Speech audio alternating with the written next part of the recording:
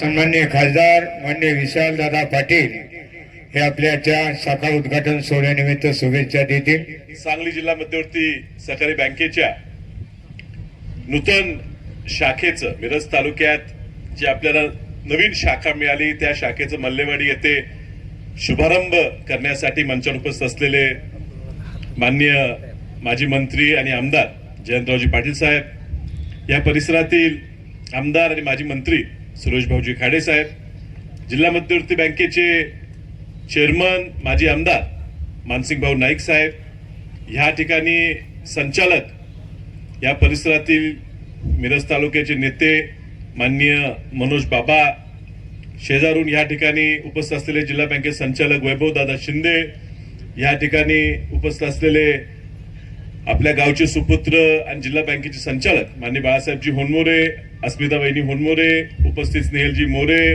उपस्थित पिंटू पाटील, उमेश पाटील, विष्णुपंत पाटील, चेअरमन, सर्वच मंचावरील व्यासपीठावरील मान्यवर, ह्या ठिकाणी मल्लेवाडी व आसपासच्याही पंचकृषीतून उपस्थित असलेले सर्व सोसायट्या, ग्रामपंचायतीचे सदस्य, बंधू भगिनी, मित्र, 218 शाखा जिल्हा मध्यवर्ती बँकेचे होते आणि त्यावेळेला केंद्राकडनं, नाबार्डकडनं, आरबीआयकडनं आम्हाला पत्र आलं की 10 नवीन शाखा अशा ठिकाणी उघडायच्या ज्या ठिकाणी बँक उपलब्ध नाहीये। बँकिंग फॉर अनबँक्ड असा तो नियम होता आणि त्यातनं प्रत्येक तालुक्याला एक देणं हे निर्णय संचालनामुळे झाला। जरा मिरज तालुक्यावर भाऊ अन्याय झाला आणि लोकसंख्या पाहता पण कदाचित आपल्याला अनेकाधी घेता आली असती, पण 10च होते आणि 10 तालुक्यांना 10 द्यायचे असा संचालक मंडळाचा निर्णय झाला। आणि मिरज तालुक्यात बरेच असे गावं आहेत ज्या ठिकाणी कुठल्याच राष्ट्रीयकृत बँकेची किंवा जिल्हामधील बँकेची शाखा नाही आहे आणि सोसायटी गटातनं जे संचालक निवडून गेले त्यांनी तो निर्णय घ्यायचा की तुम्ही ठरवा कुठे शाखा द्यायची। आता झालं असं की संचालक सोसायटी गटातनं मी निवडून आलो होतो, पण बाळासाहेब होनमोरे म्हटले आलाय निवडून खरं, पण आमच्यामुळे आला हे विसरू नका। आणि त्यावेळेला नुकतंच लोकसभेला पराभव झाला होता आणि मिरजपूर भागात सुरेश भाऊनी खूप जोर आमच्या विरोधात 19 साली लावल्यामुळे क्वचितच गावं अशी होती, अगदी पाहुण्याचं इथं बसलो जावं आमचं उमेश पाटील, त्या गावात पण आम्हाला 1000-2000 मतांनी मागे टाकलं होतं। लिंगणूरचे आमचे पिंटू पाटील बसलेले आहेत, त्यांनी आम्हाला तर अगदीच मागे टाकलं होतं। पण मल्लेवाडी गावाने मागच्याही लोकसभेला आणि याही लोकसभेला मोठं साहेब आपल्याला मताधिक्य दिलं होतं। म्हणजे ह्या परिसरात शेजारच्या गावात अगदी आम्हाला झालेल्या मतदानात 30% आणि ह्या गावात झालेल्या मतदानात 80-85% मतदान, एवढं प्रेम मल्लेवाडी गावात दिलं होतं।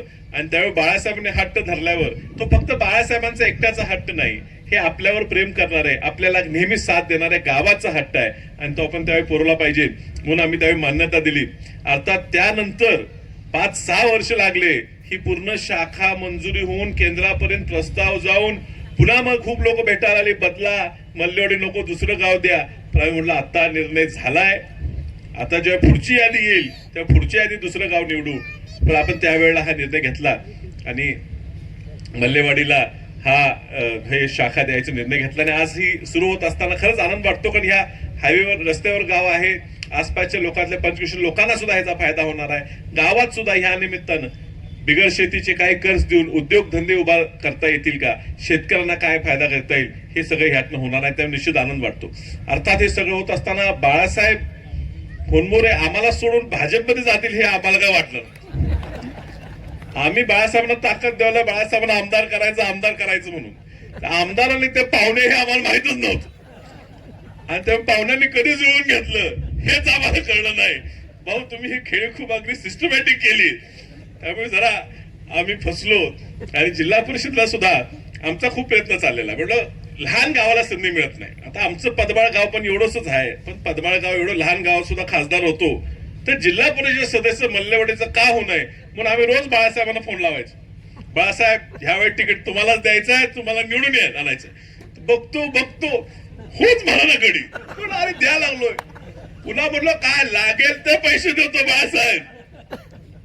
पण ह्यांचं पावनर आधीच काय सेटिंग झालं होतं आम्हाला माहित नसल्यामुळे आम्ही फसलो आणि आम्हाला इथं उमेदवारच देता आला नाही साहेब। तरी सुद्धा पंचायत समितीला एकच उमेदवार आपला काँग्रेसचा या ठिकाणी होता, जिल्हा परिषदला उमेदवार नव्हता तरी सुद्धा गावचा उमेदवार बाळासाहेब तुमचा भाजपमधनं कमळा उभं राहून सुद्धा भाऊ पंचायत समितीला ह्या गावाने काँग्रेसला मताधिक्य दिलं.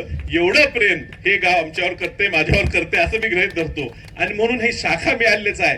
पुढच्या काळात सुद्धा बाळासाहेब बोलता का सगळ्यांचं नाव करून सगळ्यांनाच खुश करून ठेवला, कुणाला हृदयात ठेवलं, कुणाला मनात ठेवलं, कुणाला डोक्यात ठेवलं, सगळेच आम्ही त्यांच्या मनात आहे. कारण बाळासाहेबांचा स्वभावच असा आहे, सगळ्यांना सोबत घेऊन जाणारा, अगदी काही जरी अडचण आली तर हसतमुख राहणारा चांगला स्वभाव आहे. त्यामुळे त्यांच्या माध्यमातून पक्षविरहित ह्या गावासाठी मी सगळे ह्या गावात गोतावळा आहे, आमचे पाहुणे संबंध ह्या गावात आहेत, ते काही सुद्धा ह्या गावात जी अडचण येईल सगळे पक्षचे जोडे बाजूला ठेवून आम्ही निश्चित सरळ हाताने मदत करू हे या ठिकाणी मी तुम्हाला घोषित करतो. आणि निश्चित जिल्हा मध्यवर्ती बँकेला जी काय मदत लागेल ती करू हे सांगून माझे 2 शब्द थांबतो. नमस्कार.